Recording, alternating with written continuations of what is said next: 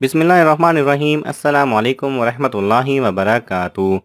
بین الاقوامی فلکیاتی مرکز نے سعودی عرب میں 29 رمضان کو چاند نظر نہ آنے کی پیشن گوئی کی ہے۔ اگر سعودی عرب میں 29 رمضان کو چاند نظر نہیں آتا تو پھر پاکستان اور سعودی عرب میں روز ہفتہ عید الفطر ہونے کا امکان ہے۔ فلکیاتی ادارے نے اپنے ٹویٹر پیغام میں کہا ہے کہ یہ پیشن گوئی فلکیاتی معلومات پر کی گئی ہے۔ مملکت میں عید الفطر کی تاریخ کا حتمی اعلان وہاں کے حکام نئے چاند کی رویت کی بنیاد پر کریں گے۔ واضح رہے کہ اس سے قبل خبر آئی تھی کہ سعودی عرب میں عید الفطر جمعہ کو ہونے کا امکان ہے۔ دوسری جانب ماہرین فلکیات نے پاکستان میں 30 روزے ہونے کی پیشن گوئی کرتے ہوئے عید الفطر کے ہفتے کے روز ہونے کا امکان ظاہر کیا گیا تھا۔ پاکستان میں رویت ہلال کمیٹی کا بروز جمعرات 20 اپریل کو چاند کی رویت کے حوالے سے اجلاس طلب کیا گیا ہے، جس میں شہادتوں کی بنیاد پر عید الفطر کے حوالے سے اعلان کیا جائے گا۔